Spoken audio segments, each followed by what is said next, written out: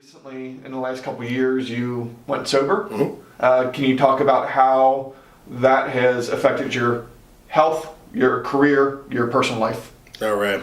Health, I'm not drinking anymore. Yeah. So I made a choice to stop drinking alcohol. Conventions are always seen from the outside like a big party. Yep. And that's what I saw it as going into it. I just wanted to be caught in the moment. So I got drunk a lot, and that became a thing on the road. I would drink a lot, and that became like this thing, like, all right, man, after the tattoo show, after the tattoo day or all day tattooing, let's go out and get some drinks, man, live life, yeah. That became a really bad behavior pattern for me. I hit my personal version of rock bottom. A lot of people didn't know about that because I was a high functioning drunk. And I made a lot of art and did a lot of stuff, and it made me looser and produce a lot more. Not so much produce a lot more, but it didn't hinder production because I would still do it. I would drink while I make art. I would, all that stuff. I hit my own personal version of rock bottom. It was real bad, and I had to stop. If I didn't stop, I was literally going to lose all the things I loved in my life, from career to my partner to everything. It needed to be done, and I did it, and it wasn't easy. Especially going back on the road and being around all of my friends who, some of them were very vocal and said, yo, you were way funner when you were drunk.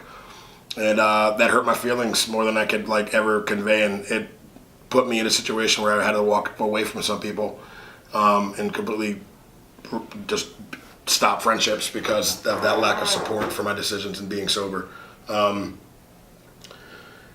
It gave me the ability to have clarity and to see a lot of things that were wrong with me, like things I needed to go seek therapy for, which I'd done, things that I needed to address personally that I was sweeping under the rug about myself.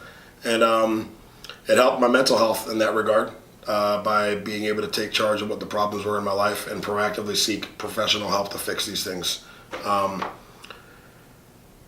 It definitely made me way better at art, without a doubt. It basically made me take a lot of the things that I just attributed to just style and funk and just natural ability to being how does that really work? Where does that come from? How am I manifesting that? And where can I get more of that without needing these drunk blinders on? It also allowed me to, focus a lot more and address things head on. And then as I got used to that as being a lifestyle that was so I know for a fact I'll never pick up a drink again because of what it's done for me. I know that I'm way more productive now and I have a lot more raw energy, and that makes me say yes to all these crazy projects. So I got to learn to say no a little bit. That's my next big tackle. I was on things I shouldn't be. If I say yes, is it going to be the best version of what I can do for each yes that I say yes to? Or am I saying yes just because I think I can do it all? Sometimes I get ahead of my own productivity a lot.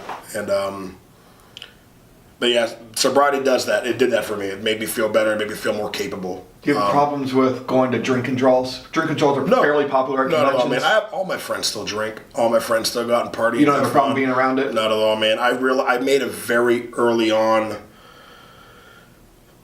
assessment of, I was like, if I stop being friends with all my friends that drink, I'm not going to have any friends. And I love all my friends. My friends are all very productive guys. They, some of them had problems. Some of them have problems currently.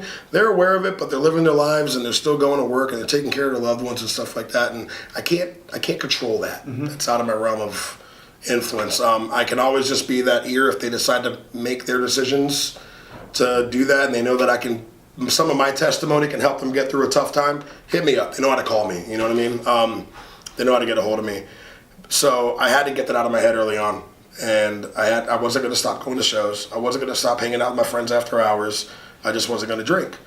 And so that I got over that. It was stressful in the beginning. Yeah, I won't it's lie. hard. My first sober convention was out of the country. Yeah. It was in Brighton in 2016. That was a tough one because it's the UK. It's built the backbone of the UK social scene is beer. You know what I mean? So that's what people do. It was casually, and I had to go through that, and I did. I made it a week out there. It was cool. I was pretty proud of myself when I got back, and I just took it one day at a time.